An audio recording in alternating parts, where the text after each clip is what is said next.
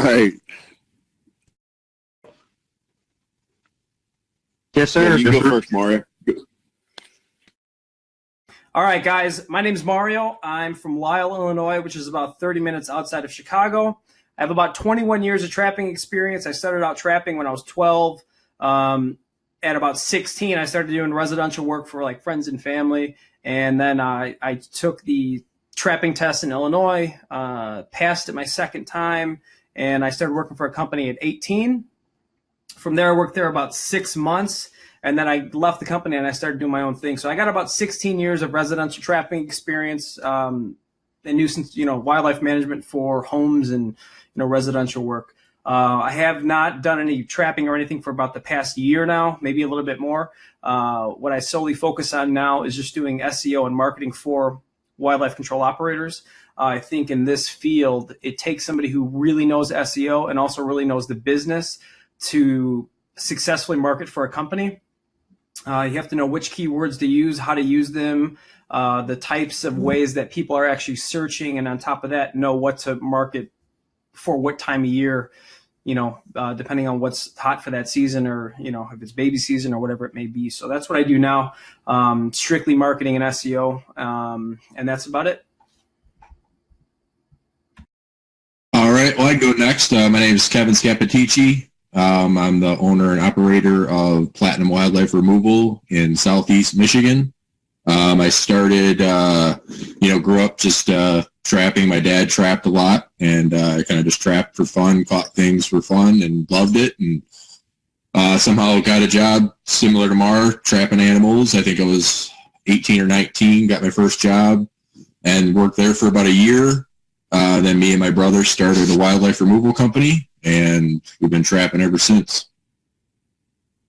Awesome. That's awesome. Yep. Jimmy Catchings here. James Catchings, but everybody calls me Jimmy. Apparently I got a lot of nicknames, but damn it, my name's Jimmy Catchings. Owner, operator of Curb Squad Incorporated, South Houston. Retired Army. Retired back in 2010. Avid outdoorsman. I grew up hunting and fishing. That's all we ever did. We didn't really go to Disneyland or the Grand Canyon. All we did my whole life was hunting and fishing. Just got into nuisance wildlife when I retired back in 2010, and I have not looked back. Absolutely love what I do. I just absolutely love what I do. But I've only got about 8 years in the business. Used to be with a franchise, got away from that. Started my own thing when I moved to South Houston, and I have not looked back. I love it. That's great. Nice. Awesome. Oh, and by the way, my last name is Catchings, and when I was in the military, everybody either called me Catch or Sergeant Catch, depending on your rank. Now I catch critters for a living, and I can't make that up. That's God's honest truth. Yeah, that's perfect. A perfect fit. It's the first thing I said when I met you. Amen. All right. Well, my name is Richard Hodges. I'm the owner of Patriot Wildlife Control out of Collierville, Tennessee. I got out of the Army. I was a recruiter my last 4 years. I hated it. And they gave me two options: go back to the infantry or be a recruiter. I didn't like either one, so I got out. And then, bam, the war in Iraq started, and all this contracting business started. And I jumped on board that, did that for about 3.5 years total, and came back into the civilian world. My wife's like, "You're not going back no more." And took a job with another company, and I was raised by my grandfather, who was a fur trapper back in the Great Depression, and he still did that every fall and winter. And I used to go run the trap line with him, and that's how I learned to trap. And just started doing research and trying to find jobs, and ended up working for another company. Didn't like their ethics, and said, heck, man, I can do this way better than they can. And I started my own business, and I've never looked back, like you said, James. And, man, I've just been plowing forward and trying to figure out better ways to do things ever since. And, man, it's just been a great ride, and I've met some great people, and, man, it's just it's a good deal. So that's about all I can say about me. Awesome. Very good. Awesome. Anybody next? I think it's Jim. Okay. All right. Well, how do I explain? I'm a good old boy from Vermont, so I grew up in an area where most people, where I was growing up, didn't have enough money to always to go to a grocery store. They usually had to ship food, keep it over the winter and so forth for food and so forth. So I grew up with some guys that always shot and always outdoors. You know, I was one of those kind of guys where couldn't keep me in a house. Outdoors is where I belong, and that's where I thrive the best. Nothing better than Mother Nature as far as that goes, and I enjoy all the stuff that has anything to do with nature, even though a lot of it's caused by man. And that kind of launched the whole program in my head after I got out of the Navy myself, and it was one of those things where I had to struggle for a while to figure out what I wanted to do. I'm one of these super, super odd people in life where considered to be very intelligent. Tell me. Had a full scholarship to MIT, didn't take it, went to school instead, different school instead. One of these guys that decided that, you know, I wanted to do something that was a little bit more conducive of what I wanted to do and compared to what everybody else wanted me to do. And I used to train professional military and police canine dogs for bite work and so forth. And I had my own dogs. And when I found out they got cancer and so forth, I kind of had to figure out how to solve it. You know, you got $30,000 in dogs, 2 dogs. It's an investment. Plus, you know, they are literally my best friends. They protect me and so forth. And that got me into literally into the whole wildlife aspect of it, and basically figuring out what I wanted to do with it. So it came down to my dogs had to eat this special diet, what my vet was saying. And I was like, where in the heck am I going to find pigeons, doves, or ostrich? I'm like, dude, ostriches live in Africa, bro. We're here in Arizona, you know? So I had to do a little research, and I found out in order to keep my dogs alive for an extra 3 or 4 years, I literally got into deep with finding out what animals and so forth I could probably either buy or harvest myself. Well, taking my skill set in shooting, I actually started to basically, you know, finding out areas where I could probably harvest these birds. Most majority of them were pigeons and doves and so forth, just to keep my dogs alive. My first outing out, I shot probably 100 birds, and one of the farmers came up to me and kind of, hey, how many birds did you shoot? And I was like, well, probably about 100. And he goes, well, can you come back next week? And I'm like, sure. Well, how much do you charge? I'm like, and of course, I bit my tongue because I didn't want to lose out on anything. So that's basically how I got started in this whole thing as far as that goes. And being a buddy of mine, he's a retired Air Force buddy of mine. You know, he helped me start this company. It was called Jim and Jim for the longest time because, you know, it was either Black Jim or Filipino Jim. Yeah, that's the only way they could separate us, I guess. But we started the company together. We got our first harvesting job. I'll just jump really quick into that. And we decided we wanted to be harvesters. There's not many people in the world that do it, and we wanted something that was different. I modeled my company after a buddy's mine company down in Texas. And we got our first gig shooting for the country of Puerto Rico, shooting iguanas and stuff like that, and big money. You know, the stuff we do is usually big scale stuff. We don't really do much small scale stuff. It's just we're just not set up that way. We're set up for big stuff. So I started a company called Farm Snipers. My business partner had failing health with him and his wife, so he kind of bowed out, and I decided to run it myself with some key people I've known for quite some time. There are some really heavy hitters I used to work with that help me out now and so forth. And basically just went from there. I got one job, then it moved on to another job, and on to another job, and it boiled down to, well, this could be a life career right here, you know, because my first 2 jobs paid off AMG Rentec Mercedes, and that car is not cheap whatsoever, and it was all based on my skill set in shooting and understanding nature in general. So um, basically, I spent most of my days just sitting there and actually, what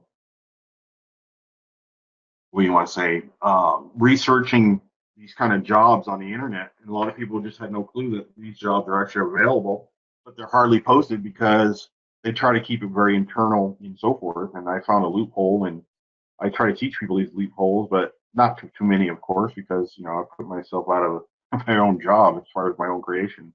So basically, that's who I am. I mean, I'm a guy that harvests invasive animals for countries, governments, ranchers, and dairies. Agriculture is that is my other half of my bread and butter. What I do is knowing agriculture and what pests are causing issues with these farms that I can actually do. So usually, if they call my company, there's no other solution that they have solved. And we have some of the smartest brains, I really say, that are behind guns. Like I tell everybody, we're a bunch of geeks with guns. We are highly trained at what we do. We understand the environment we work in. We've never met a job that we couldn't do or accomplish on the time that we're asked to do it, or even in general, just not accomplish. We've accomplished everything we've done. So all the guys on my team are specialists in pretty much everything that they do. I'm a bird and reptile guy. I love birds and reptiles, but that's the specialty that I really know the most, because that's what I mostly shoot are birds and reptiles. So um, it's become one of those things where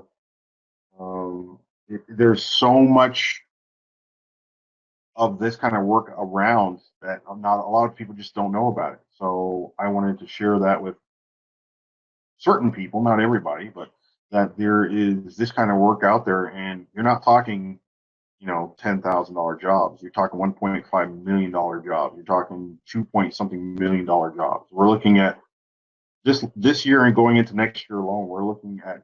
Don't get me wrong, we don't get them all, of course, but we're looking at jobs in different countries that are not one under $1 million. Okay. And usually that $1 million is within 3 months worth of work. So it's not like you're there the whole year. It's very big money.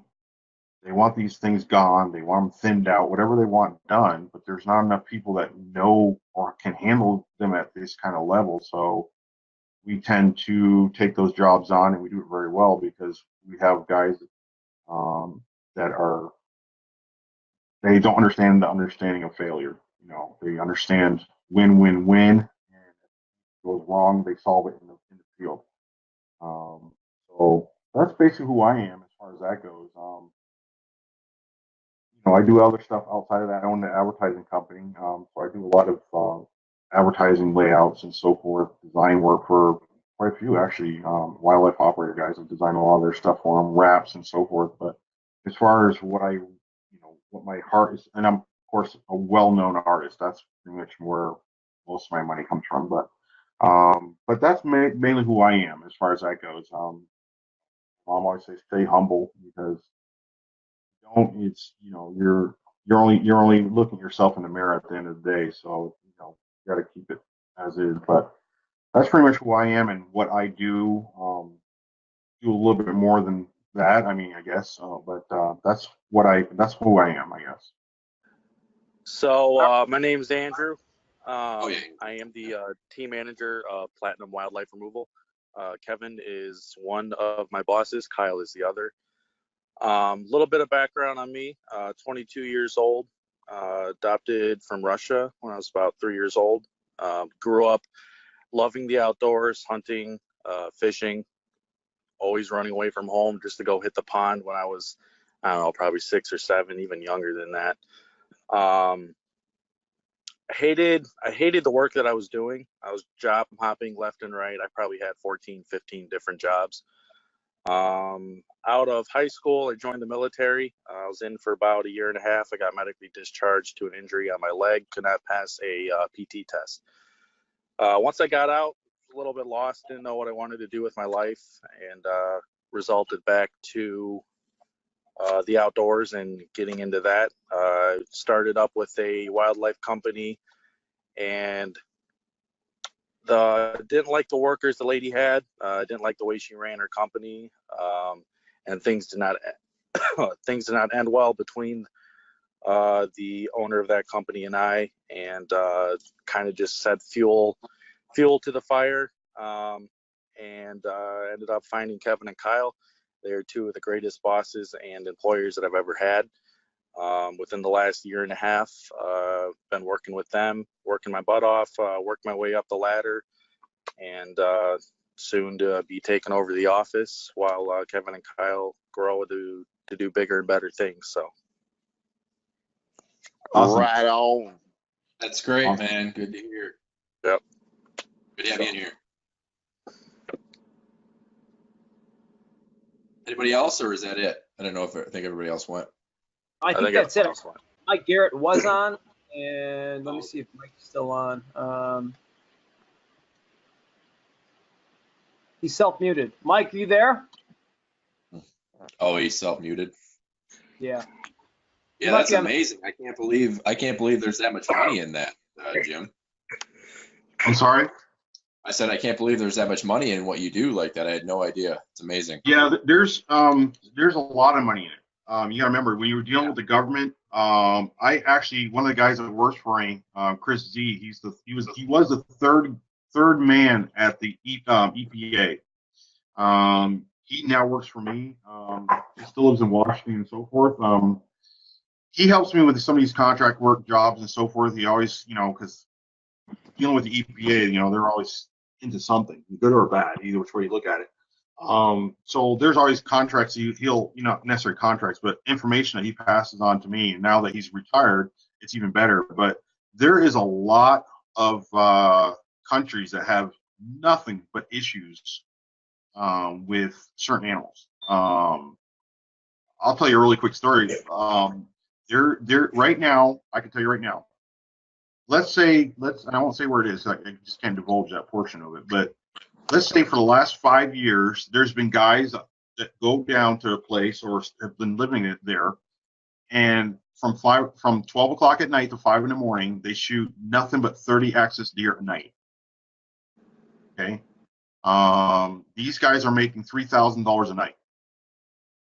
Okay, using air rifles, or they can use firearms, but they're smart enough to realize that air rifles is the way to go. As far as that, this has been going on for 5 years. Okay, that's the harvesting industry. So, like I said, there's not many people that even know there's even such thing as harvesters. So, I followed after, like I said, a friend of mine's company down in Texas. So there's a lot of money, man. This is big money. This is government money that say get rid of it. I want it gone. I want it, so forth. So it's a matter of keeping your ear open and keeping your eyes and so forth, and having great communication with people within that little circle that are willing to throw you a bone to see what you can do. And that's, thank God I've, myself and a few of my guys have made ourselves a little bit of a name, so we can get put in that, in that mix as these things get pulled, So. Hey, Jim, can I ask you a question about Texas, brother? Yes, sir.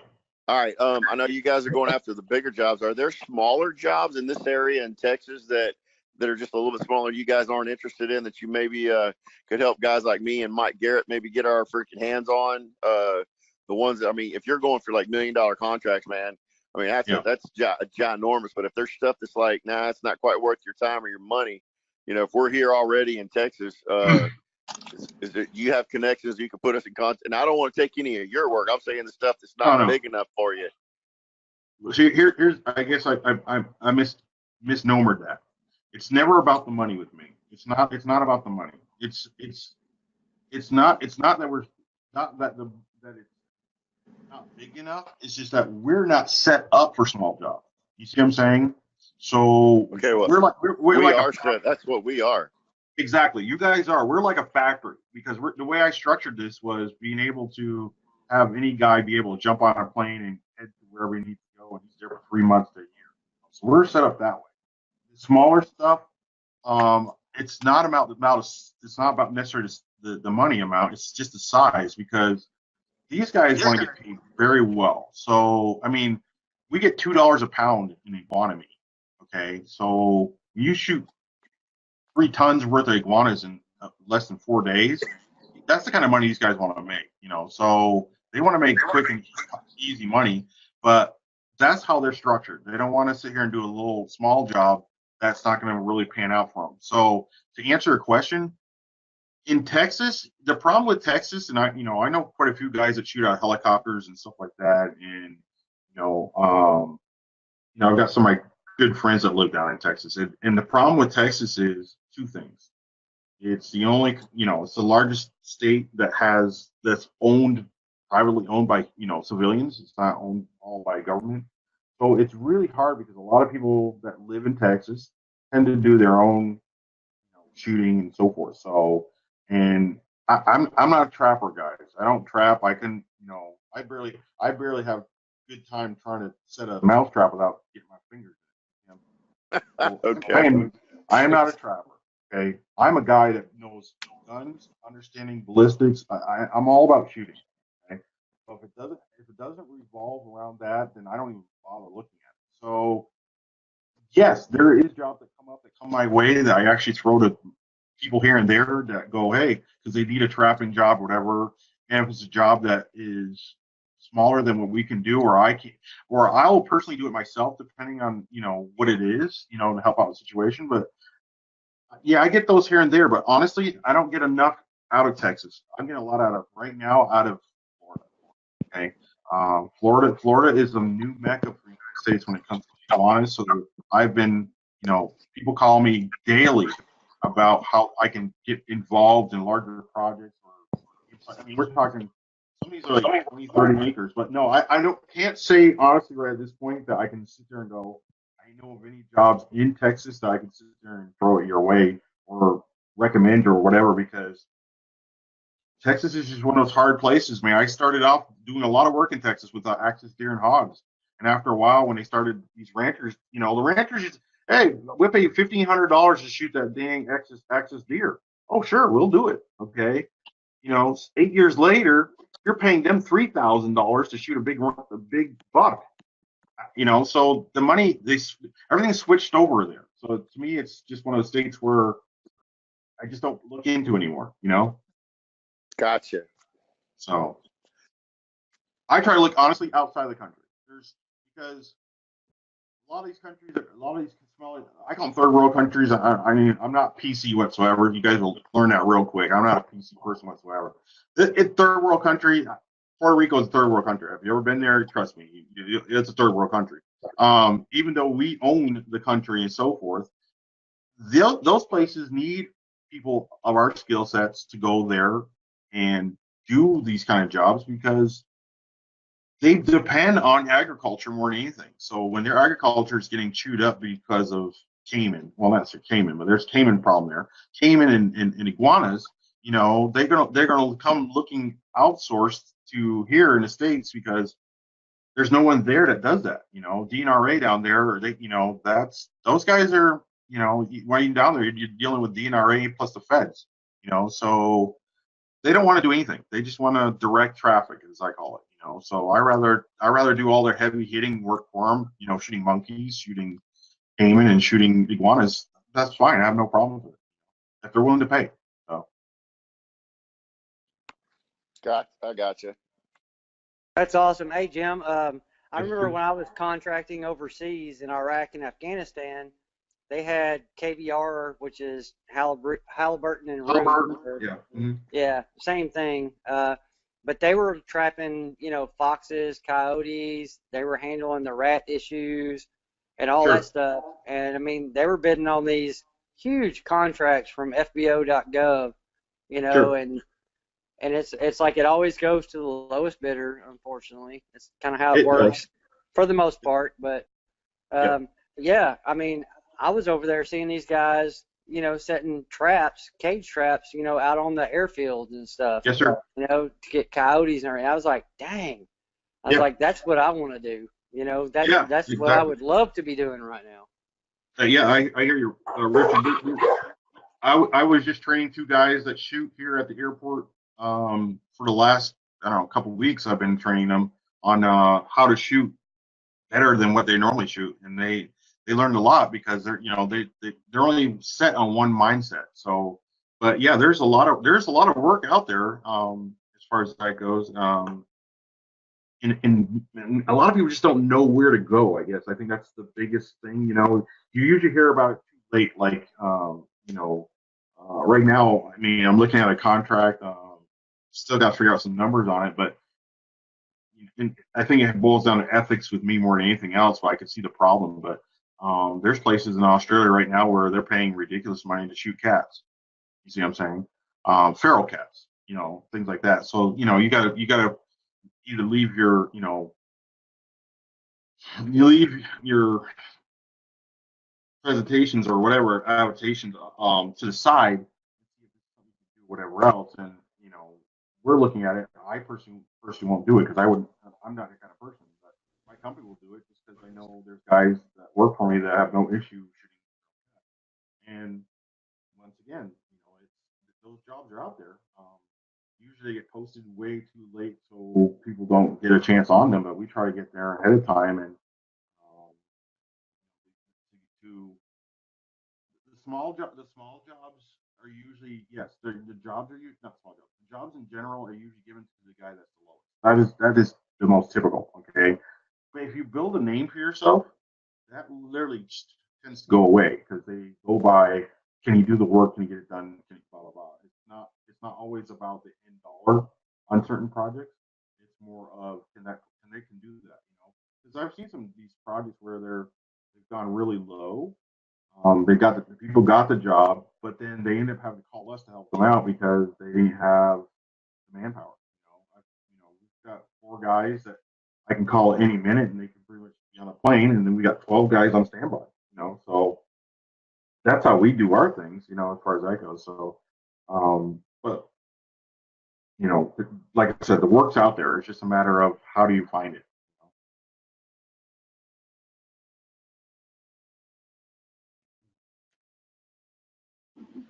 That's awesome. What about like shooting pythons and boas in Florida? Is that a big market right now? Because I saw something where they were paying people, but it seemed like they were paying a real low rate.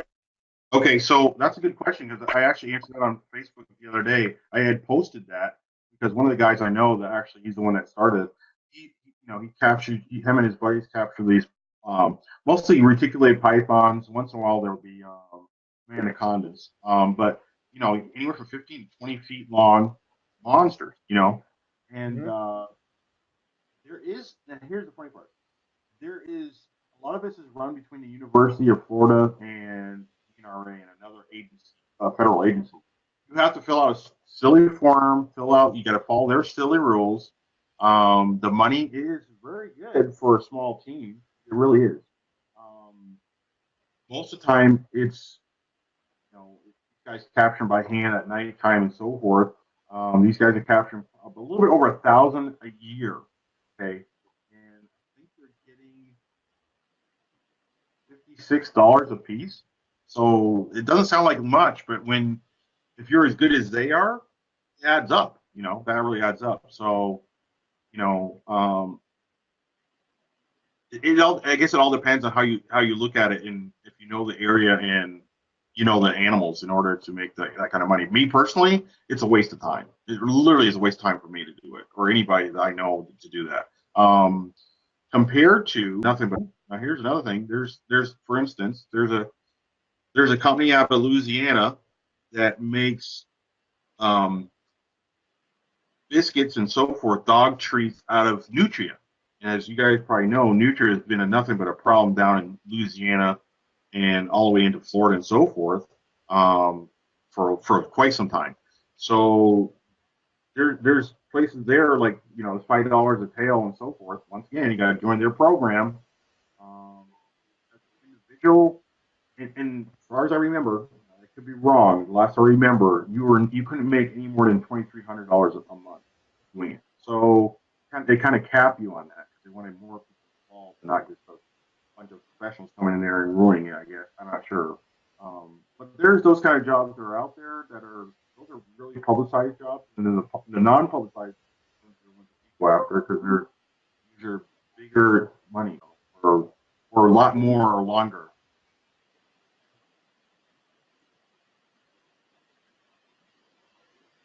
Sorry, real quick, this is Jimmy. As far as Nutria go, I had a really good contract. Man, I had so much freaking fun, and that's why I'm up in my game as far as my.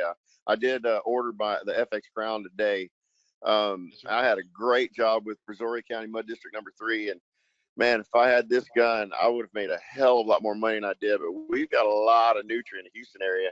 I need to figure out how to get some of these mud districts and the Corps of Engineers in the mud districts and capture some of that business because we've got a ton of Nutria around here, but I just don't know how to get it. They contacted me, and I did a great job. I did too good of a job because I wiped them out. Sure. And I said, I can't keep going out every night because they're all gone. They're gone. I did my job, and I tried to get them into like a quarterly maintenance here, and they're like, no. Well, if they repopulate, we'll just call you back. And I'm like, well, shit. That's what I get for doing a good job. But that's one of the things around here that I would love to find a way to get into because we have a ton of Nutria, and man, that is so much freaking fun for me.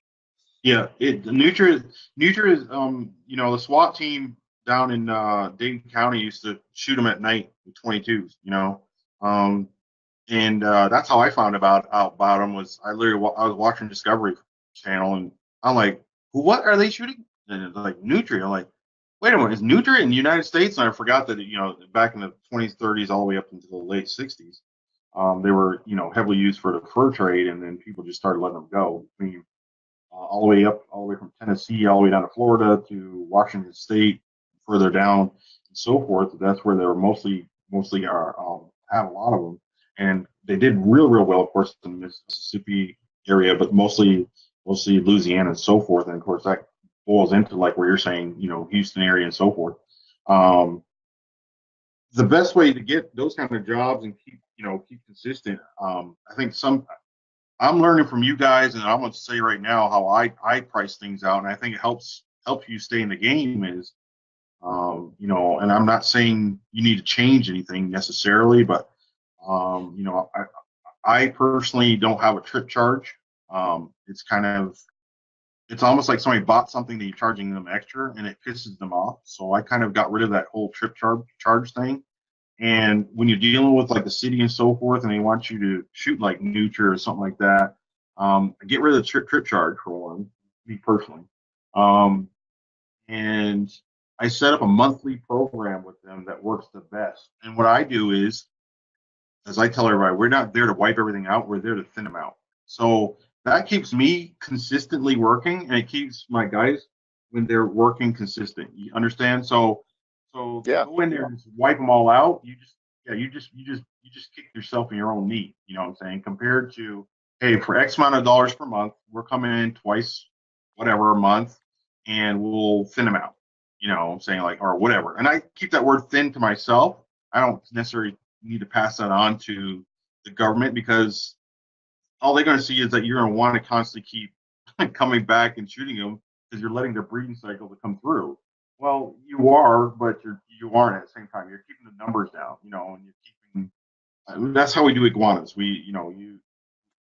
There's over 10 million iguanas in Puerto Rico. When you're shooting 3 tons in a week, you're still ain't touching them. So like I said, we thin them out. So I would get a hold of somebody that's in the city if you've already been doing it, but rethink of how you can keep it to the point where it's consistent work for you, and charge and I don't want to say necessarily charge accordingly, but if you're only having one guy out going to do it, make sure it covers his time and the company still makes money, but you're consistently doing it. It's no different in the airport shooting, guys. It's no different.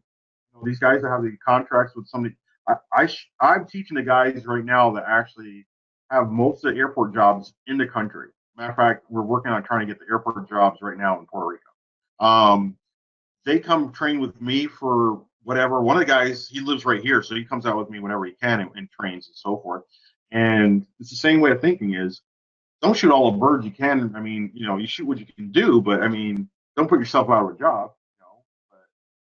You got to still be honest, the whole works and everything else, but you got to, yeah, like I said, don't put yourself out of a job because you overdid the job, So Yeah. Well, I think well, my thing is, man, I'm full tilt boogie. When I go in, I'm like, I come in like a bulldozer, and I get the job done. And I realize that now. I did my job and I did it too well. And I charged, I want to say it was like $2,500 or $4,500 a month, and then I charged $100 per rat, and I made a freaking ton. But again, I went at it very aggressively, sure. and I freaking I wiped them out, and I'm just. So I mean, I'm looking back, and I'm like, well, how could I have done this differently? Yes, sir. I mean, yeah, I realize it now. I did. I just overdid it, which is that's just how I am. And but if I can just get into, if I could just find the contacts, and I mean, I've already got the rapport, but they're not having a problem anymore because I freaking wiped them out. Sure. That's my kicker, is getting back in and saying, hey, I've helped these folks out in this mud district. I'd love to get more. But exactly. Yeah, and that's the whole thing. I'm the same way with birds. I will literally thin out a farm real quick. Myself and maybe one other shooter, within 6 months, we'll have that farm knocked down, really thinned out. But then the neat thing is that birds and like the nutria, they'll travel, use the water. Oh yeah. So if and what I personally do is I do this. This is how I do personally. So I shoot on one farm. Okay, I don't know if you guys know, but Arizona has the largest dairy farms in the United States. So as far as cattle head, a lot of people think Texas. When I'm like, no, it's actually Arizona. So my last video was just down there shooting on one of the largest farms out there. And the neat thing about it is, one of the farms across the way, this one section of town is called Four Corners Farms, is what I call it, because on all four corners there's huge farms. 2,000 heads of cattle all day long or more. Okay, so one farm just closed, and they're actually putting in housing and so forth. Okay, it sold for $83 million. Okay, the whole property. Now all those birds, over 15,000 birds, have moved over to these three properties. So that just created more work for me, because over the last 4 years, I've got those things so thinned down. You see what I'm saying?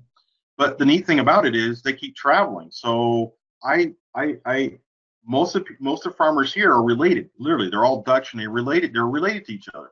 So all I got to do is say, hey, yeah, I shoot for such and such. And he goes, oh yeah, I've heard of you, blah, blah, blah. And I explain what I've done and showed and shown pictures and everything like that. And next thing you know, they're asking you to come there because they have the same bird problem or whatever the problem is, because these animals travel. So it's the same thing with the nutria is, and pretty much what you said it to a point is, you did a great job of one aspect. Now you got to go to the next whatever neighboring town or whatever and pick up work from there. And once they know that you do it, I will guarantee you two things. They will call you every single time, because if you've already wiped them out in one city, they already know to call you. But the other cities have the same goddamn problem. So you just need to let them know that you did such a great job. But this time, don't go at it as a bulldozer. You know what I'm saying? Maybe put that bulldozer on super low gear. Do a great job. But keep working it. And that's how I do certain things. Not saying it works for everything. So. Do you charge a flat rate, or do you charge like what I did? What I did was I charged, just a flat rate for a 30-day, 60-day, 90-day, and then I'd also charge $100 per rat. And I did really well, and I was only doing it part-time because I was working during the day, and I let my guys go in the evenings, and after it got dark, I'd jump in my truck and I'd go run my truck with spotlight, and I'd shoot them at till midnight, 1, 2 in the morning. Go home, get a few hours of sleep, and then go work the next day.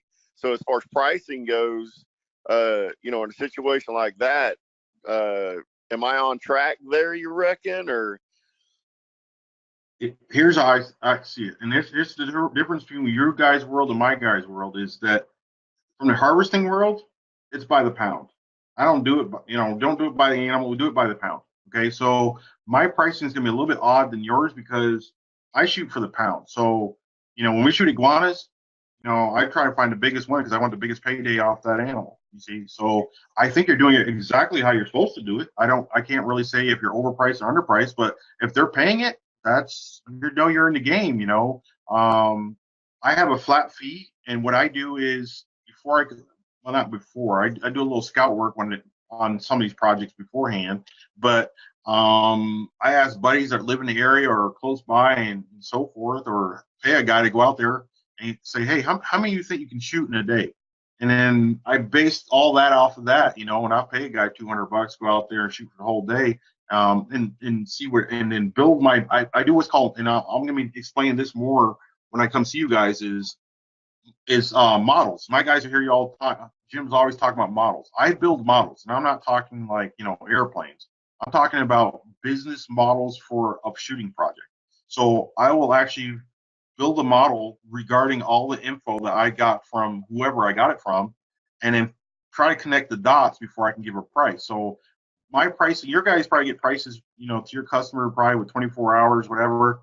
I literally try to get it within 5 days, because the projects I do, I can't afford to lose money in them. I've lost $21,000 in 4 days, like that, doing iguanas, because we missed one small little hiccup that was not explained to us. You see what I'm saying? So I literally try to teach the whole building of models, so that way you can literally look at your screen and know exactly, so for the most part, where you're at, win or lose. Okay, how many people are going to need on that job, blah blah blah, and so forth, and price it accordingly that way. Like I said, our jobs that we do are a little bit more detailed, so we need a little bit more information than just $4,000 a month for doing a job like that. Or if you can get it. But I'm always going to be hard to ask for pricing, because I don't see it the way you guys do it. I see it from the poundage. So when I shoot nutria, it's not by the animal, it's by the pound. We sit there and we charge $2 a pound. Okay. More than $2 a pound. Our guys get $2 a pound. Well, it depends on what the animal is, but mostly it's $2 a pound. Okay. So if they shoot a 35-pound nutria or whatever, they're getting paid accordingly for the weight. And that's dead weight. That's before it's harvested or cleaned or anything like that. You know what I'm saying? That's our contract. So my price might be. Jim, didn't you just get some kind of something passed where you can sell iguana meat or something here in America now or something? Yeah, I just got one of the guys I've been working with DNRA and the feds over in Puerto Rico for 5 years. Everything in Puerto Rico takes forever. So I literally had to rethink how I wanted to do this. So we shoot so much iguana. Like I said, let me put it this way. We shot 3 tons, a little bit over 3 tons of iguanas in 1 week. Okay. That's only 2 guys. That's me and my partner. One of the guys that works for me down there, Felix. Okay. So we're shooting close to 400 a day each. Okay. 450 a day, roughly. So we have all these iguanas. Well, what are we going to do with them? And I'm a strong believer in putting it back into the system as one way or the other, So for the longest time, we were actually just throwing them in the field and let the farmers, mulch them underneath the dirt, and then using them for, that kind of a thing, adding more nitrogen into the. But what I figured out was we were the first people to bring iguana meat really heavily into the United States as far as foods, but we were doing it through another company. So what I did in the last couple of years was I went through a couple of friends that I'm working with in Florida, got an FDA license, and now we actually are going to be the largest distributor of iguana meat in the world. Okay. That's awesome. That's awesome. Yeah. Do people eat it? Yes, a lot of people eat it. So a lot of people just don't know this, but iguana, which is the green iguana that is plaguing most of the Caribbean, in South America, it is a delicacy. They have not had a hunting season there for 3 to 5 years because it's over hunted. Okay, so it's eaten a lot. So Florida, being Florida, you got a lot of people from South America. Okay, so between Florida, New York City, California, Chicago, and Boston, of all places too, there's some of the biggest buyers of iguana meat. Okay, we did all our research on that. So we are now, and here's the cool part: iguana meat. If you can look it up, his name is Anchu Peck. He's the one that got me involved in shooting iguanas and so forth. He was throwing $30,000 a month at my company to shoot iguanas for his company. Okay, so owns a company called Exotic Meats. He owns a couple different ones. He is the largest and oldest exotic meat company in the United States. Okay, he buys 10 tons worth of iguana meat a month. Okay, that's what I'm saying. These big numbers, guys. He used to use this down in Puerto Rico, but with all the dang stipulations and so forth, they're having issues with between shipping it and blah blah blah. It jacked the prices up. Now, don't get me wrong. You go to his website, a piece of iguana meat a pound is going to cost you $43 a pound. Big money, big money. Okay, we just started selling it. I just got finished printing the labels. I don't know, a couple of weeks ago. We're selling it $25 a pound because that to me is just ridiculous. $40-something a pound. I still think $25 a pound is a little expensive, but you got to keep the market up, or else you just kick your butt out of your own market. So we now sell it wholesale to restaurants at anywhere from $9 to $15, depending on if it's boneless, skin on, whatever. So those are the other aspects that we do. I actually own another company called Dove Tech, and we actually sell the meat for raptors and so forth. So all that we shoot to a point goes back into the system. Yep, it's being used. That's amazing. That is amazing.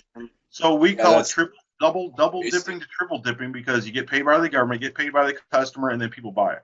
See? Yeah, that's amazing. So Smart too, man. Very smart. Hey, Well, question on that. I got a Yes, question on that. Okay, so from Texas, because I hated to say this, but all the nutria I killed, I don't even know how many I killed. It was hundreds, literally hundreds.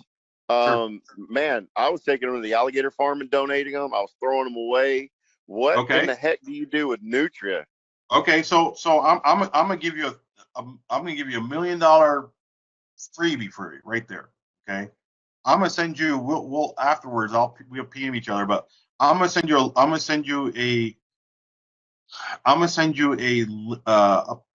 their brother and sister company down in Louisiana. Okay, they're always looking for nutria shooters. Always. Okay, they have so much nutria between Georgia and Louisiana in lockers, because they make these biscuits and so forth I was talking about. They'll be a great contact, because Louisiana is losing a war against nutria, but there's not enough guys shooting them, and they're getting more scarce to find. Okay, so if you have a new resource that you can send them, and if you're saying you can shoot hundreds, I'm not sure how many. Like I say, these guys are big time players, so I'm not sure, they usually order stuff by the 300 to 400, 500 pounds, 1,000 pounds a unit. So it depends on how you can get on there. But I'll tell you right now, they pay very well for what they have, if you can do it in big quantities. You know what I'm saying? You guys have any rice farms down there in Texas at all? I don't think so. Yeah, yes, we do. Okay, yeah, so I'll right around where I'm at. Okay, so go to those rice farmers, and this is what I did down in Louisiana. Okay, so go to those rice farmers in Louisiana. They were paying $15 a stupid nutria each. Okay, now you can shoot as many as you want. Okay, so all I'm saying to you is it's all about connections. People will pay the money because they know you got to get rid of it somewhere, or because it's causing conflict with what they're doing. So I'm not saying you're probably gonna get that in Texas, but I'll tell you right now, you should be able to at least get $10 a piece, at least, especially on those dang rice farms, because they don't want those dang things at all. They ruin everything. Okay, there's a couple places called Rice Tech in Puerto Rico where they actually engineer rice to grow faster and so forth, and they're one of our best payers because they don't want any damn iguanas at all in their rice paddies, whatever. And same with down in Louisiana. So, like I said, it's taking your guys' way of thinking, what you guys do best, and think of it in a larger format in the agriculture aspect. And there's a lot more money in it. You see what I'm saying? So that's what I try to teach is there's bigger money and bigger projects as long as you go into the agriculture aspect. So nutria, there's so much things. Groundhogs. One of my biggest projects I've ever shot, that got me started, it helped me pay for my second gun I got, air rifle was a job in Bend, Oregon. Bend, Oregon. There's a lady there. She has to come out like every 3 years. She has the largest horse rehabilitation center in North America. Okay, she's got 4 Olympic swim pools just for horses. Okay, now she's surrounded by damn pea farms. Now do the math. There is nothing. These stupid rock chucks are everywhere. Okay, they come on her property. They dig holes. They're re-breaking animals' legs, and some of these horses are owned by some of the most richest people on earth. You know, $3-4 million horses, and he's got these stupid, you know, groundhogs, marmots that are digging holes. So she pays us $25 a piece. We'll shoot 300 in one day. You see what I'm saying? And we'll be there for a whole month. Whole month.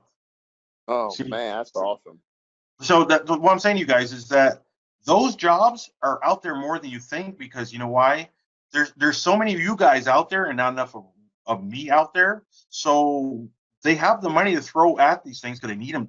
It's a cause and effect type of thing. They need that thing gone, because you can't have a $2 million horse that just broke its leg in a race come back 3 months later, starts walking, rehabs every day, and all of a sudden re-breaks one of his legs on the lady's property. Insurance issue big time. So she's willing to put, you know, $50,000-$60,000 to you get rid of those damn things. See what I'm saying? Or more, you know. So those don't.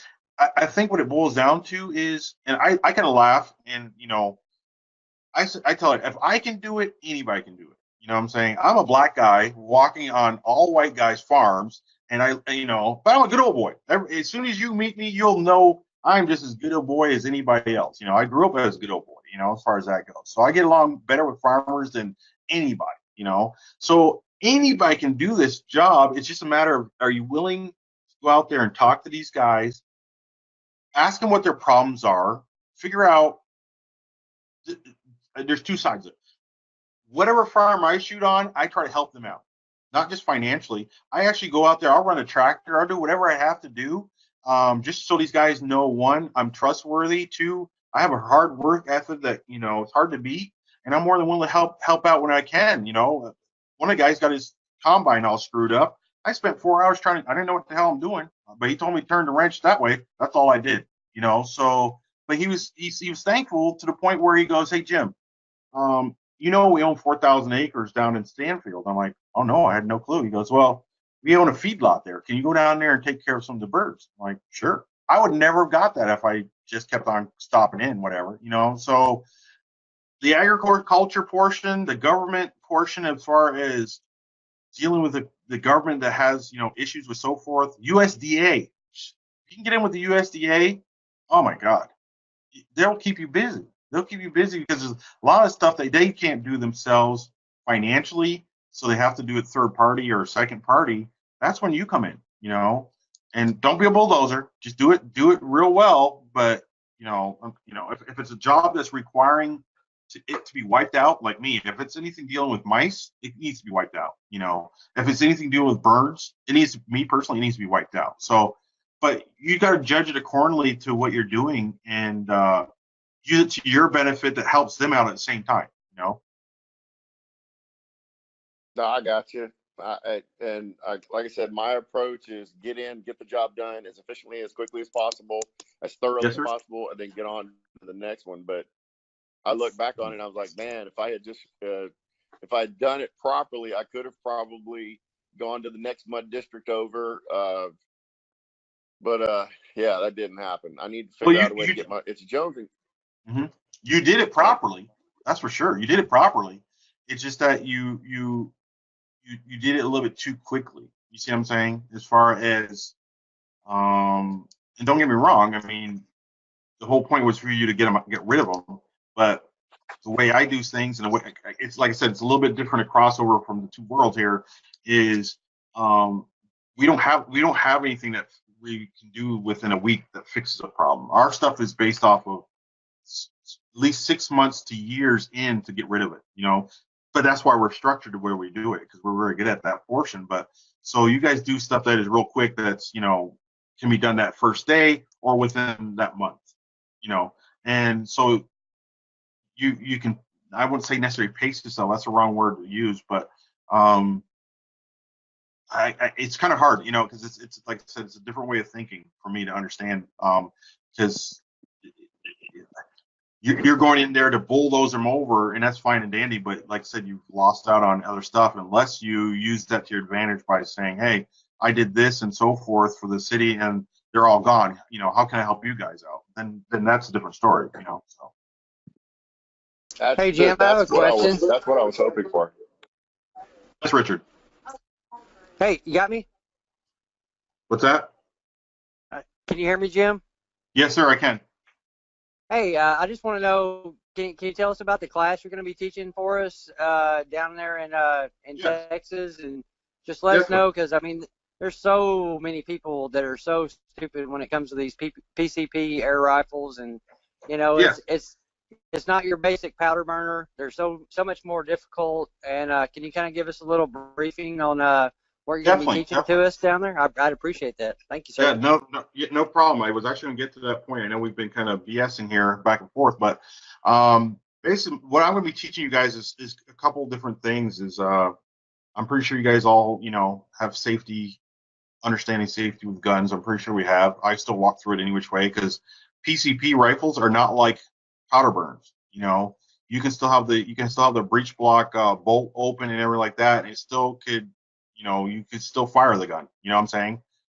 So there's a little bit of safety things I'll go over there as far as that goes. Part of the class I will be actually explaining also too is the differences in PCP guns, because I think a lot of guys from they get cost kind of mixed up in there with for the value of the gun. A $300 gun is not going to do what a $3,000 gun will do.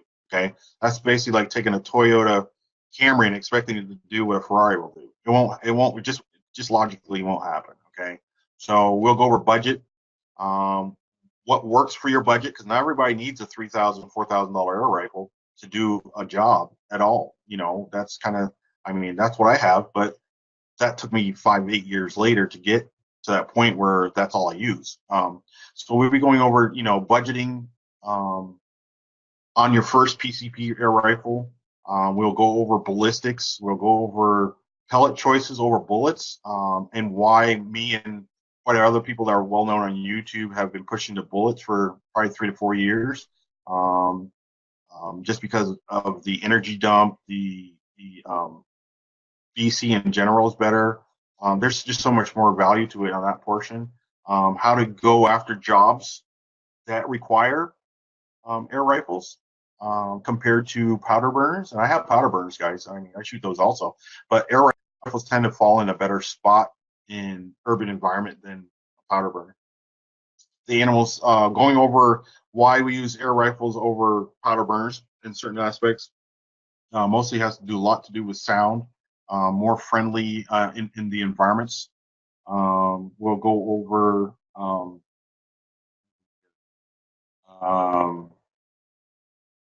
the technology in general of the air rifles, from filling one up to decocking one to a little bit of everything when it comes to that actual gun, and understanding what these guns can do and what they can't do, and where air rifles stop and firearms come in. I think a lot of people don't get that part, and I had to learn it the hard way and sad way. So I like to teach people that a little bit because, I'm a strong believer. I have a 357 raw air rifle. It will take. I've shot deer with it. I've shot pigs with it, coyotes mostly. It'll clean the clock out of those animals. But then there's a jump off point where you go, do I move to a 45 caliber air rifle? Is it necessary? Because it's just as loud as a firearm. So it's kind of like where to jump off and stuff like that. So we'll talk about that also. Then some other more detailed stuff that are about the industry and how to get those certain jobs that you're going after regarding the air rifle as far as that goes. I'm kind of drawing a blank. Sorry about that, but I might be repeating myself. But it's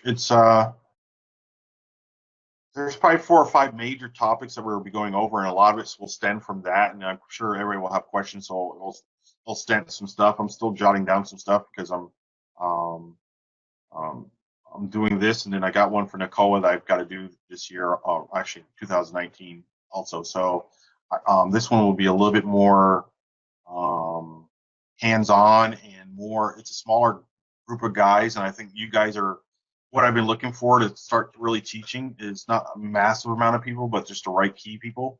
And some of the stuff we're also be teaching is some of the trade secrets that we actually use when we're shooting that most people don't use, and that actually call me to come learn from and stuff like that, and so forth. So I think that's somewhat to a point there, Richard, that we'd be kind of covering. I think I pretty much said most of it, I think. Yeah, yeah. I mean, that was beautiful. I mean, can you send me to Iraq tomorrow? I'm ready to go. I'm ready. Yeah. Yes, sir. But yeah, I think it's gonna be a neat class. I've talked to Chris Sims about this, and Chris Sims, if you guys don't know Chris Sims is one of my team guys. He is literally what I call my left-hand man.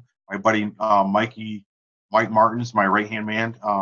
Mike's actually a private contractor. I think right now he's back in Iraq doing what he does best, as far as that goes. But he's one of the guys that he's one of the team guys that helps shoot and so forth and so on. And Chris Sims and I will be teaching a class for Nicole also, but I bounce stuff off from him because, like I said, your guys' world and my world is a little bit different. It just crosses paths very lightly, but there's a huge difference in gap in what we actually do, speed, things of that sort. I'd love to get a class to start showing people how to get on a target real quick, take that shot, because people overthink the shots. I show it all the time in my videos. Get on a bird in less than 3 seconds, take that shot. Why are you sitting there screwing around under 30 seconds or more? I don't have no clue. And when you get paid by the animal, it's all about speed and accuracy, or speed and precision. Because there's a difference between accuracy and precision. Precision is consistently over and over and over putting that same shot over and over and over and over, and that's what we strive for what we're doing. But yeah, I think the classes will be a little bit. I think, let me put it this way, guys. You're going to enjoy the classes. Not only be able to shoot the guns I'm bringing, but the information that I'm willing to share and so forth will open up your mind to a whole different way of thinking, financially, and just a big, as I call it, the big kid grin that you have at the end of the day. So that's what I plan to bring to the class. I haven't shared it with anybody. Only people that get this kind of information is guys that are part of my team that help me shoot and so forth, and they've learned over the last several years, and they all have that grin at the end of the day because they totally get it once they get it. So yeah. Hey, I'm excited. I had a chance to hold Rich's that crown that he bought, and awesome guy. And as soon as I held it, I knew. Well, anyway, I ordered mine today, and I think I mentioned to you, I want to talk to you offline because I don't want to take away from the group discussion. Understand. I do want to talk to you. I got everything. I got the 30 millimeter and the 1-inch rings because I wasn't sure what optics you were going to recommend, so I went ahead and ordered them both. But offline, Jim, when you've got time, I do want to order. I do want to talk to you about, what my tasking purpose is going to be, the direction I'm going. I think we're all kind of on the same page. But as far as optics go, I am not buying that freaking ATN crap or whatever that thing is. I ain't buying that thing. But I do want to talk to you about optics and what you meant, because I'm ready to order that. It's not complete crap, Jimmy. It's not complete crap. It works at nighttime, so it's serving a purpose right now. It just scares. That thing keeps freezing up on you, man. And I'm like, man, I could see me getting right in the middle of stuff and it freezing up on me, and I'll throw that damn thing in the water, man. I'm like, my mind. But I have day optics at night, so I mean it's working great at night. I can record video and all that stuff. I mean, it's just they kind of released it a little too soon, and some people got great ones, some people got some that weren't so great, and they're trying to work the issues out and the problems, and it needs to spend more time in R&D, man. They shouldn't have put it out if it's not ready. Well, anyway, that's a whole nother conversation. But Right. yeah, But Jim, we'll talk offline. I do want to. yeah, we'll talk offline about that. Yeah, Hey, we'll Jim. chat. Hey, But I'm. hey, oh, yeah, go ahead. Go ahead, Kevin. sir. Hey, all was Jim, gonna I had say a was, question. I ordered Oh, yeah, the sorry. gun, and I do want to order optics right away because my gun's gonna be in next week, and I'd like to pick. Huh?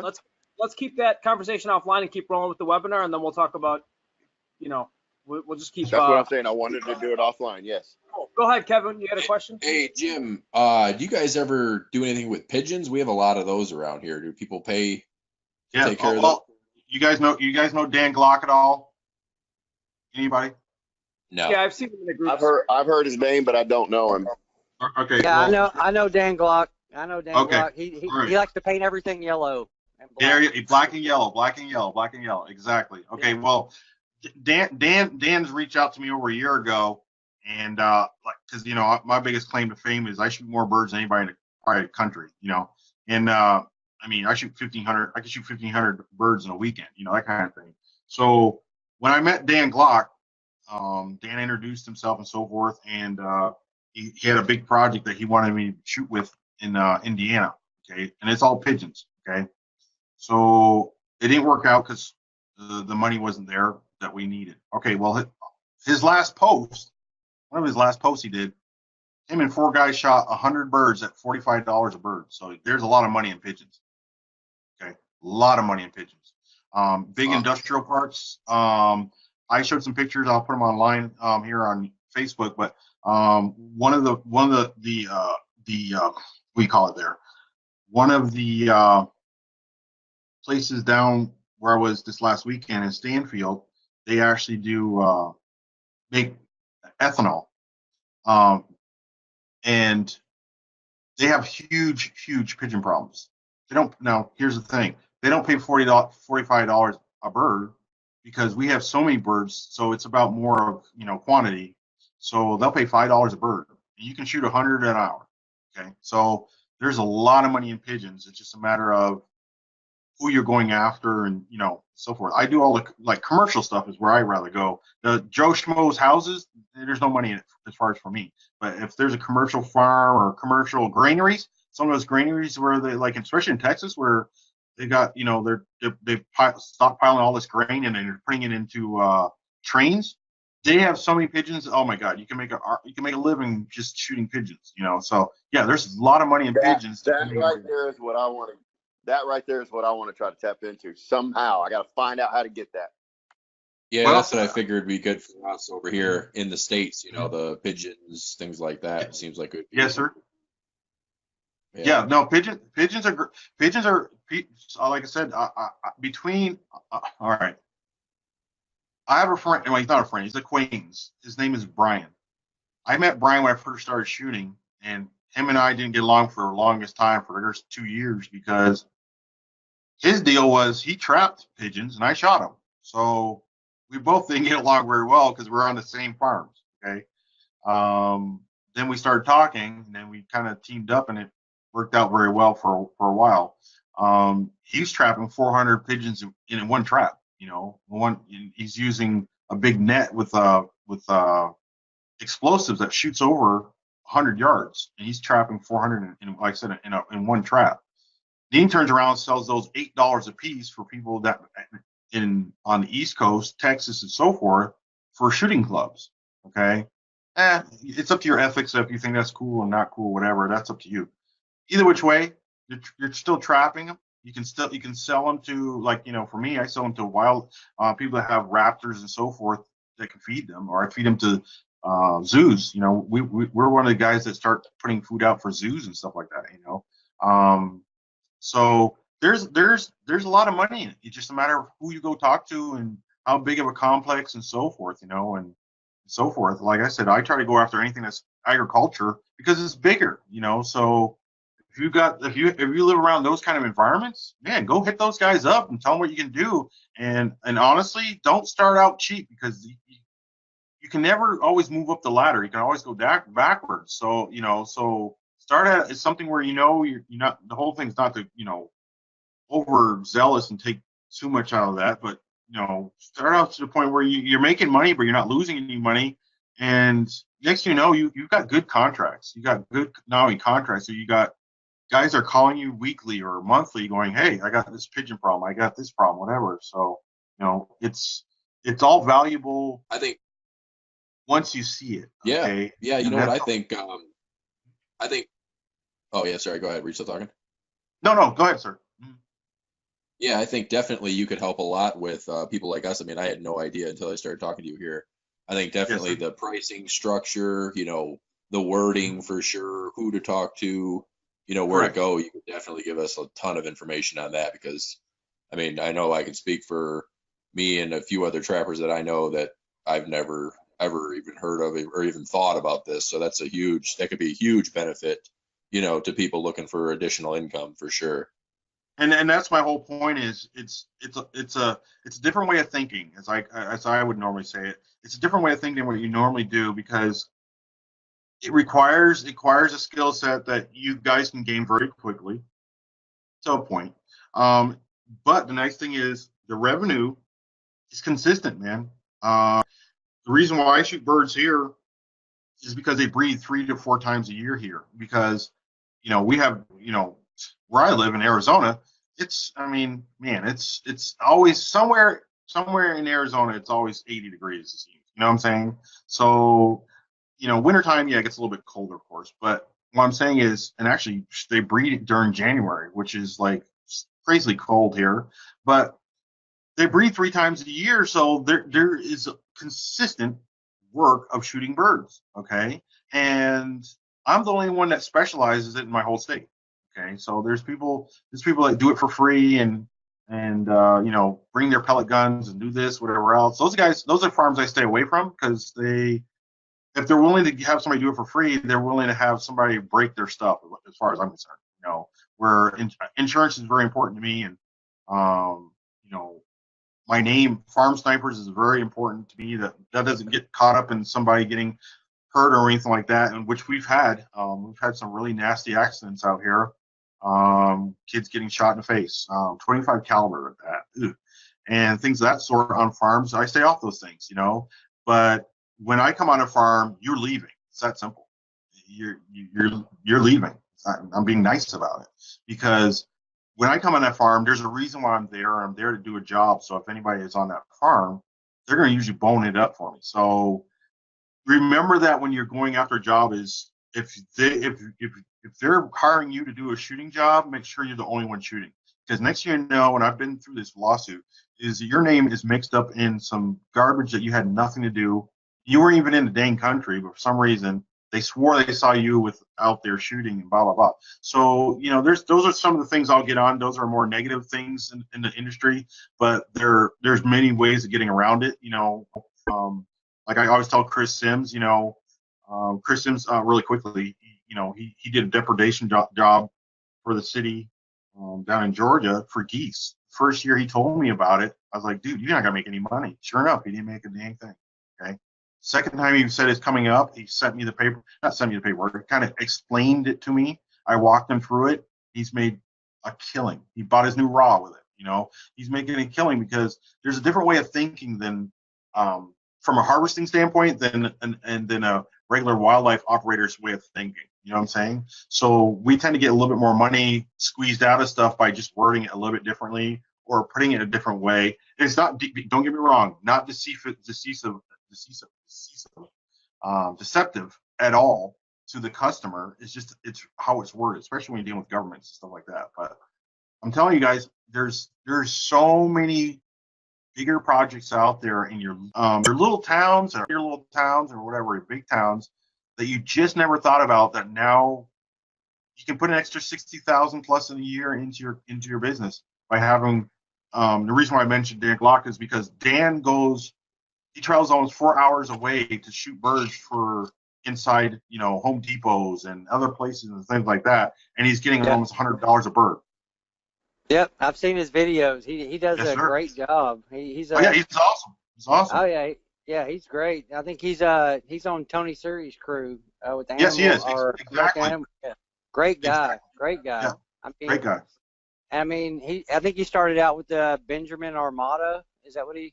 Yes, sir. He did. Mm-hmm. Yeah. I mean, and he's working his way up. He just got him, I guess the impact, Yes, FX sir. Impact, and man, it's just this is something new to us, and you know, we would love to teach you how to, you know, if you're interested, how to trap and the stuff we do, and you know, and the stuff you're teaching us is just it's mind blowing. You know, it's just a beautiful thing, man. Beautiful thing. We're all just a group of guys, and we're just trying to help each other out, and man, I'm so thankful God sent you in my path, and I knew the day I shook your hand that I don't know, I just had a connection. I just like, that's my guy. So Well, I appreciate that. That was, you know, like I said, as much as I can send to you guys as far as information, trust me, I am a sponge, man. I'm one of those guys that eats stuff up. I'm a very quiet person. Don't Wait a talk sec. much at all. Yes, sir. Wait, hang on. Jim, were you at Yes. Nocoa in Louisiana? Yeah, I was that speaker. I was the black guy. Yes, sir. Well, Yeah. okay. So I talked to. Were oh you my wearing a God, white shirt? James, stop it. What's that, sir? No, I think I talked to you, Jim. You probably did. I just don't. I don't. I would have to look at your face there to remember, but I can't remember by name also. But Are you you probably about? did. Are you about 6'1", 6'2"? No, not this week. No, I'm talking to 5'8". I'm 5'8", 230. Jim, Okay, I don't. Never mind, because I talked to a gentleman that was. Good, huh?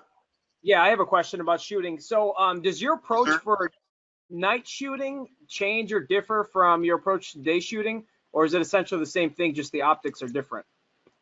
You mean approach as far as talking to people, or approach as far as actually getting onto the quarry? Yeah, so when you're out there and doing it, so say we, you know, for this training course, when we talk about shooting, everything that it teaches, does that apply directly to night shooting, or do you change up your night shooting at all from Yeah. Night shooting is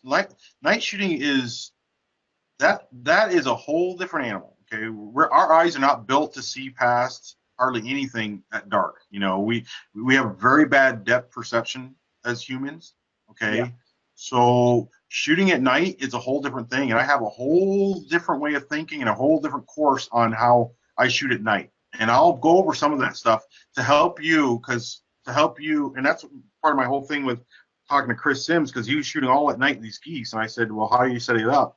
And how he was going to do it, I was going to do it. You're setting yourself to fail, but if you do it this way, sure enough. Okay, so yes, I'll teach you guys how I set up at night to shoot.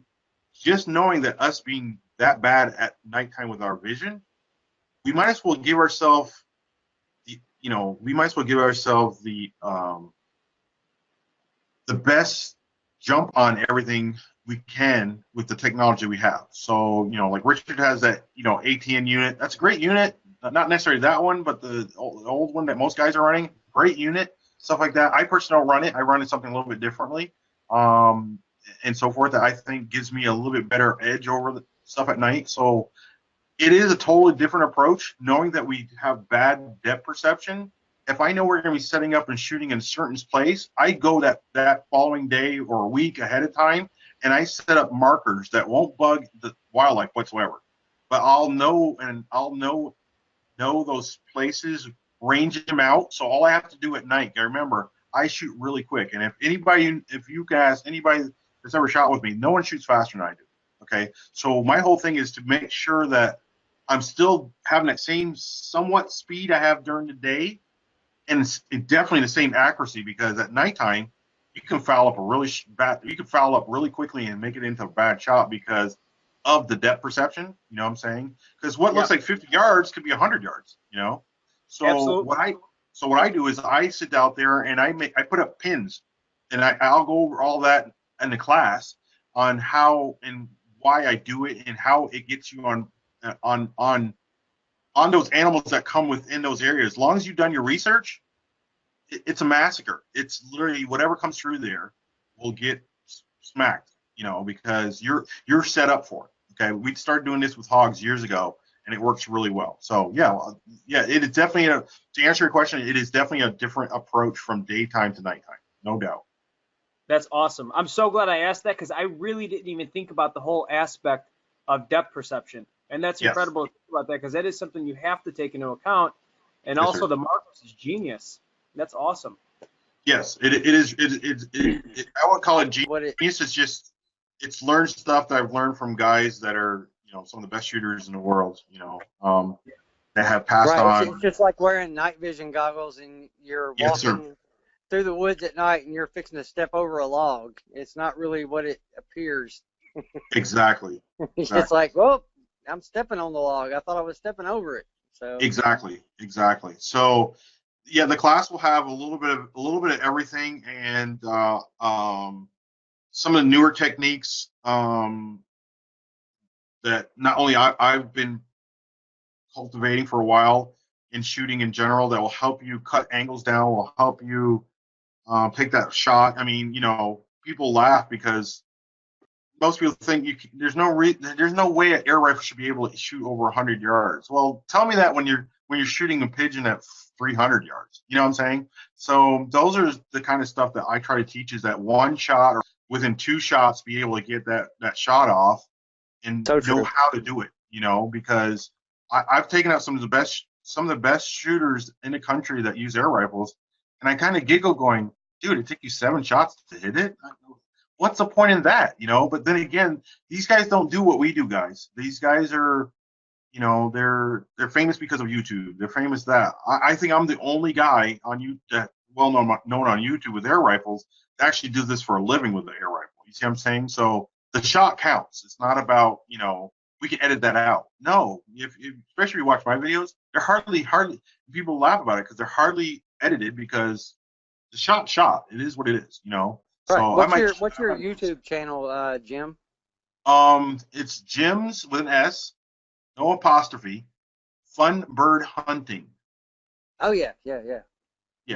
So that's my YouTube channel, and you guys should check it out. I mean, it's insane. You need to look at it. It's a decent website. I mean, it's a decent thing. Don't get me wrong. It's only mostly about birds. There's some iguana shooting and stuff like that.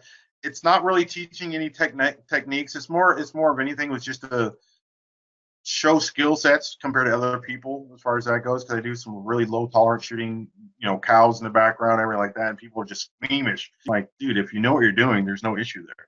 The whole point is to understand what you're doing, understand what's behind it, and so forth. So I teach all that also, but that's something you don't learn in one class. That's something some of the best EBR shooters that are out there shot with me for 3 years and placed second, third, and fourth in EBR. Right. Extreme Can you bench explain to them what EBR is? Okay, I'm sorry. Yeah, EBR is probably the largest bench rest shooting here in North America. It's called Extreme Bench Rest. It's put on by AOA, FX, some of the big names in air rifles, and these guys from all around the world come and shoot. And I think this year it's a $7,000 winning budget for it and stuff like that. So I'm not a paper shooter, so I personally don't do it because as soon as I have to shoot paper, I'm totally don't want anything to do with it because I want the reaction. I want the reaction when I hit something, not a paper just getting a hole in it. So I'm not a great bench press shooter. I'll tell you right now. Now you put me in the real world and there's a whole different animal. But so there's all I can say, guys, is you guys, you're gonna teach me a lot. I can teach you a lot, and so forth. And here's the coolest part about this. Okay, one of my closest friends was a SWAT leader for Phoenix, and he shot with me for years. Became a better shooter in general with firearms because he understand air rifle shooting because it's actually harder than shooting with a firearm. Okay, because you don't have all that power. You have a pellet that's barely going 950 feet per second compared to at least 1,200 to 3,000 feet per second. So you're not using pure brute force to kill something. You're using pure accuracy or precision. So when you actually, this relates really good, is when you start getting these skills down, your firearm skills doubles or triples. I'm guaranteeing you that. Okay. So you're absolutely right on that. Yes, You're absolutely right. Yeah. So this skill set is really cool because it helps you all the way around in your shooting skills in general. Okay. But the neat thing about it is you will get paid by using your air rifle if you set yourself up correctly. And I mean, if you set yourself up,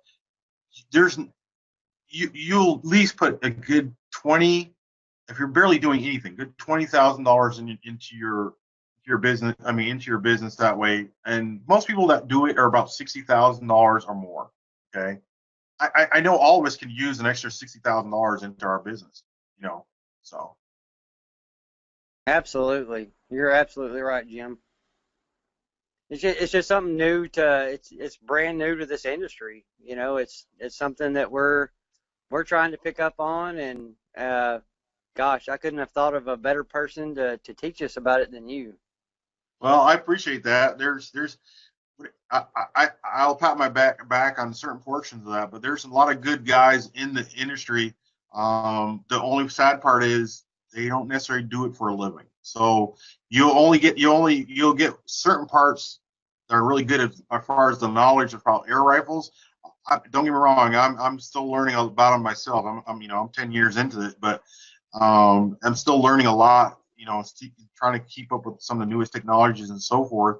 The nice thing is I get to test and shoot some of the newest guns that come out from different companies, and put my word on it.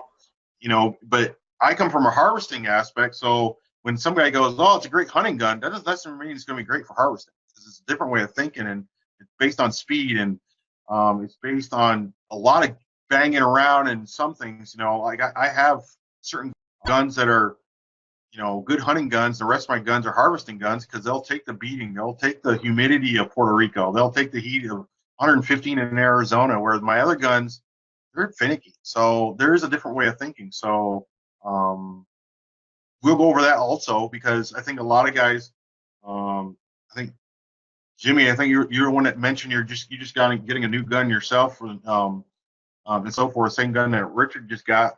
If that's the case, that's great, but I would have held off until you at least talked to me a little bit more personally. Don't get me wrong, great gun, but I think you could stepped it up in a different spot with the same amount of money. So yeah. You're killing me. I mean, I just ordered it today. Oh, dude, you should have got the HM 1000. See, now everybody needs to get one of those. Don't get me wrong. That's a pure bench rest gun that they built. That's a pure hunting gun, but it turned the way we developed them, they're into harvesting guns now. But my only issue is some of these guns are just a little bit too light. They're geared for hunting, guys. It's for your guys' environment that you're doing and so forth. Perfect gun. Don't get me wrong. I'm just saying me personally, I would have picked a little bit different option within the same price range, but that's just me being me, but outside of that, you couldn't ask for a better gun for what you're doing because that's the way the technology is going, where you can change out the barrels. I mean, that's amazing. I've got $20,000 just in air rifles, and I'm sitting there going, oh, I got one rifle that's strictly just for hitting birds, and I got one rifle, so I got a lot of money tied up in rifles where I could technically got away with it with probably one or two rifles, So you guys are definitely, you made a good choice. Don't get me wrong. Don't take it the wrong way. I'm just saying, those guns are awesome because you can switch them out for whatever. You can adjust the power, and my guns, most of my guns, you can't adjust the power. It is what it is, you see. So you guys made a good choice. Don't get me wrong. Well, I'll tell you, I mean, I went from, my nuclear job, you know what I got it done with? And you're going to laugh, but I got it done with a Benjamin Break Barrel 22 from Bass Pro Shop. I understand. It works. I mean, what's that? I said it works. I mean, like I said, it's all about, I tell everybody, you don't need to have a $3,000-$4,000 rifle to do some of these jobs, especially when you start getting going. Man, why get yourself tied up in a really expensive gun and you have no work? Okay, compared to taking $200, $300 and buying something that will do the job, hopefully does it really well, so there's no, you're not injuring any animals. And then when you can afford buying that, top end rifle, then buy it. But so it works. Trust me. I started the same spot, man. I started with a $300 PCP rifle, and I killed rats with it for 2 years and loved it. And then I said, this is just not what it's. One, the shot count's not there, and I needed to up my game. And so I went with a bottle forward gun. All my guns, except for one, are all bottle forward, meaning that there's the air bottle is forward on the gun. It's not in the back or anything like that. And it's not a tube, because I wanted a lot of shots, because for what I do, I take a lot of shots. I mean, you're talking, if I'm shooting doves, I'll, on a good day, I'll shoot 150 an hour. So, so filling up is not an option. I don't like having to stop and fill up, especially when you have a gun that only takes, 20 shots or less. My new guns are 90 to 130 shots before I have to refill. So, yeah. Gotcha. I'm excited, man. I'm beyond excited. Awesome. Great. Jim, do you have any opinion on the that SS Texan? All right. Well, here's the thing. Now, here's my rule. If you ask me something, you're going to either like it or not like it. So here's my deal on the whole Texan thing. It's a powerful gun. It's a brute. It's a flipping hammer. Okay. I mean, a hammer. It's probably the most powerful air rifle you can get right now, outside of the hammer, which they're still developing, which is a pile of junk as far as I'm concerned. But here's the thing. You've got a gun, all that power, somewhat accurate, for what? I mean, the whole point behind air rifles is to be precision. You don't need all that power if you put it in the right spot. You see what I'm saying? A 177 can shoot a cog just as well as a 45 caliber, as long as you put it in the right spot. You see what I'm saying? So, me personally, now, and here's where I have to bite my tongue, because Air Force just bought out RAW, the company that I am sponsored by and truly love to my heart, is Rapid Air Weapons. That's what it stands for. RAW stands for Rapid Air Weapons. They're built in Tennessee, right there where Richard's at. And the guy that owns the company just sold it this last January or February. And so Air Force, I've got to deal with. I talk with them here and there. They want me to start shooting one of their guns, and I said no, because it's not for me. It's too big. I mean, look how long it is. I mean, come on, seriously, it's too long. It's not based on precision. It's about brute power and killing someone with brute power. That's not how I work or how I try to teach people. Using air rifles is not the brute power. Remember that jumping point I was talking about? You get to a certain point where it's like, dude, you get to a point you just use a firearm. You don't need to use an air rifle anymore. Okay, so the Texan has its place. Don't get me wrong. I personally would never own one. I've shot one. Very interesting. Each to their own. I can do the same job with a 30 or 357 that any of the Texans can do. So, and with better precision. So that's the way I see it. Awesome. That gives me a lot of insight on that. Thank you. Yes, sir. Anybody else have any questions? Mike, you want to jump on and introduce yourself at all before we kind of wrap this up?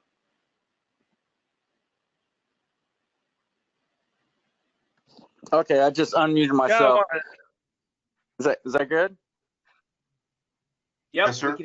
Okay, I'm Mike. I run the north side of Houston. Basically, I'm retired Army like Jimmy. Jimmy got me into this business. Relatively new to all this game. Very exciting information from Jim. Extremely. Because we do have a lot of nutri and we have a lot of industry that has birds and all that in this area. So Yes, sir. definitely excited about that. Yes, sir. I grew up in a extremely small community in Illinois. Had a graduating class of 17. Wow. I'm pretty country myself. So the group of guys that we're in now, Jim, it's amazing. They're definitely a godsend. That it didn't just.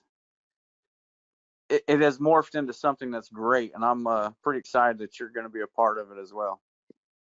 I appreciate that. Yeah, I'm excited. I'm a huge introvert, so you'll see that I can talk to you real easily through this because I'm not face to face with you, but face to face is a little bit harder for me. I guess the older I get, the worse I get. It's actually sad part is it's almost cost my marriage because I've just gotten to the point where I'm very introverted as far as that goes. So to be in a group like this is a learning curve for me, emotionally and everything else. So I'm excited because it helps me grow for what I need to grow. So, and it sounds like an amazing group of guys. As far as that goes, the diversity I think is very fascinating. As far as that. And there's the class clowns, there's the quiet guys, and there's guys that go get it, and there's a little bit of everything. So that's really good to see as far as that goes. And like I said, I am very excited to be. Let me put it this way, and I mean I'm not trying to be nothing against Nicole or nothing, but I'm more excited about this than I was about doing NACOA. Okay, and they offered me me and Chris to do classes and so forth. And I'm excited. That was my goal. But I'm more excited about this because I think it's more intimate with a smaller group of guys, professionals that really want to stop kicking the curb and really start going over it and seeing what's over that hill. And I know what's over that hill from being where I'm at. But on the other side, I'm sitting there going, well, geez, I don't know nothing about what these guys do. I don't do this stuff. So it's a great learning curve for me also, as far as that goes. And for you guys in Texas, Jim, go ahead. Jim, you said something. I want to kind of I want to little piggyback off that. You were Yes, saying sir. how you're kind of an introvert. Every single one of us on this phone right now, Yes, sir. none of us have any freaking friends.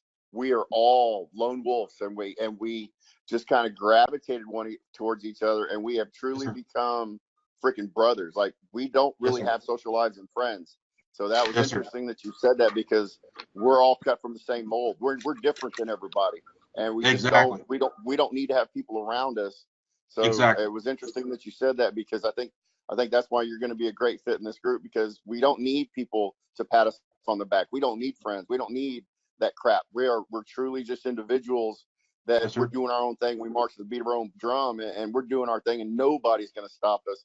And this did not happen by accident. This is truly a blessing. And that's interesting you said that because we're all the same way, brother. We just, and that's why we're grabbing onto this friendship so tightly.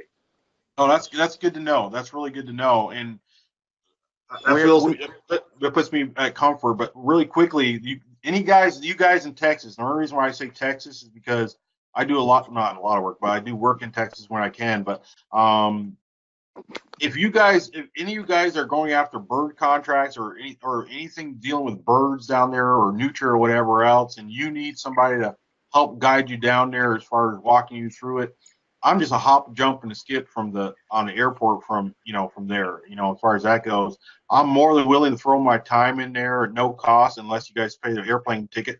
But for no cost, I'll come down and we'll walk you through. If you get a big project or look at a big project and stuff like that, I do that for the guys down in Florida with the iguanas. Just so they can get their feet in the game and get it going and so forth. Because to me, it's not about me getting paid at the end of the day for something like that. It just keeps the industry going with the top-notch guys, and so forth. And then when I need people to call and so forth, which we do, I know where I can go. Okay, well he got this down and so forth because we work together or whatever. So just keep that in the back of your head that you got pigeon jobs or Eurasian collared dove jobs down there or whatever, and you're going after it or you got one, let me know. It's no different in, like Dan calls me and goes, hey, can you fly to Indiana and come shoot or something? So just so you know. I need you in Tennessee, brother. I have a pigeon inspection tomorrow morning. Yeah.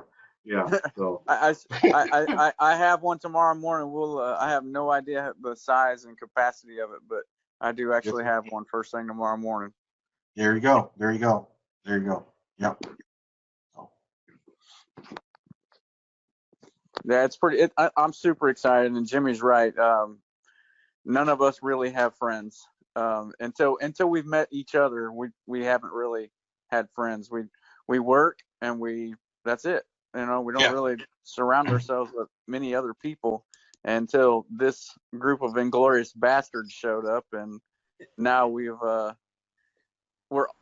all from a different piece of the country, except me and Mar. Me and Mar are pretty close to each other, but everybody's from different, all walks of life, and it's all clicking and coming together for sure.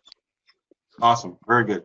Very good. No, like I said, I'm not sure how long you guys are planning to go with this, but my whole thing behind this is pass on what I've learned, and more than anything, not just what I've learned as far as positive, but all the negative stuff, the loopholes and people that want to waste your time. I tell everybody, never leave your business card with a secretary. Never, because it's not going to get to the person. So there's so many of those kind of little stupid little loopholes in the harvesting industry, dealing with the government and dealing with the city and so forth, that I want to pass on to you guys so you can avoid some of the loopholes and the chase your tail kind of stuff. So we'll be going over that kind of stuff also in these classes, and make sure that you guys are talking to the person that can sign a check or can write for that person that can sign a check. Is the whole point. So Yeah, that's big, Jim. I think everybody in here is kind of the same level of thinking right now with that. We've all learned things, and we all know things that can help each other. Definitely save tons of time in mistakes, and moving forward. There's a thing that I know. It's a residual income type thing that I've kind of been working on for the last 10 years, and literally you could build what I've built in the last 10 years now in say 3 or 4 with the mistakes that I've made. So I mean, that could everybody's gonna same with Rich. It could take you years trying to figure out exactly what he knows with his metal work, and obviously Mars. SEO stuff and the GMBs and all that is gigantic. Just the things that you've learned, the things that Mars taught me over the years, it could take me 10, 15 years and thousands of dollars to figure it out when, he could tell me in, a night, hey, do this instead of that. So I think this will be great for everybody to pick up some information and, share things that we've known and that we've learned. So I appreciate it, and I know everybody else does too. Yeah, I appreciate it myself too. Thank you. Yeah, I appreciate all you guys. Amazing. Yeah, definitely, and you hit it on the head there too. Whoever said that, no friends. I think I came in here with really my brother would be my only friend, and then you guys, and I had Mar, which is business associate / friend, and now we became at least the 5 of us, pretty close family here. So I'm liking where this is headed. Awesome. Yeah, it's incredible. Like, this didn't fall together by accident. There's definitely a higher force and power, whatever you believe in. I don't know if you believe in law of attraction or the universe or God, but there's something that made this happen, and that's why we just have to put in our effort to keep it growing and making it come into fruition of what it's meant to be and the impact that it's meant to make on the industry. So I'm super excited personally about this. And we're all helping each other. We're not here to get everything that we can for ourselves. We all get a great amount of satisfaction of helping one another and seeing each other be successful and helping each other be more successful. And there's so many other folks out in this industry that are just like, what can everybody else do for me? What can I get from everybody else? And us, we're like, we want to share, we want to grow, we want to share stories and bond and just actually that camaraderie that's just been missing in our lives, because we're all team type guys, and this is freaking awesome. I love it. I'd like to take a chance. Is that Matthew? Yeah. I'd like to take a chance to introduce myself. I jumped in late and I've been in and out, but my name is Matthew Belanger. I run a nuisance wildlife control company in Altus, Oklahoma. I got 3 guys that work for me. We're kind of a part-time outfit at the time. And then I'm also the vice president of the Association of Oklahoma Nuisance Wildlife Control Operators. We formed it about 1.5 years ago, and we've just been working real hard to promote education in our state. That's our biggest thing right now. Awesome. Nice to meet you, sir. And then when is that event again? Did that event happen yet, Matthew? Yeah, we had it on the 18th of August, so it's already passed. Actually turned out really well. We had quite a few different vendors and speakers come through, and some new nuisance guys and some old nuisance guys came, and I think everybody had a really good, took something away from it. That's awesome. That's good to hear that went well. I'm happy to hear that. All right. Anybody else have anything to say? Any questions before we wrap it up?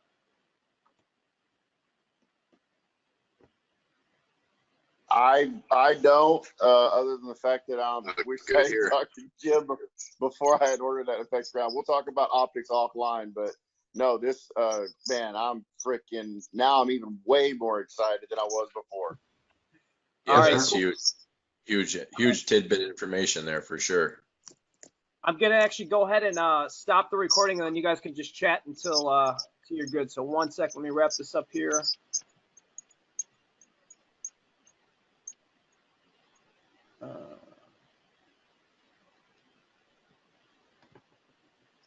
You guys can go ahead and talk. I'm just wrapping this up. I'll be able to edit this all out.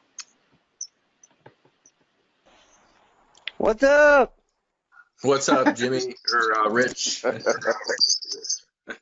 Not much. I'm just waiting on my guys to come back. My guys did a bat job. They're on their way back. Jimmy, we got 2 gyms now. Is there room for 2 gyms in here? Well, I'm Jimmy. Well, okay. I'm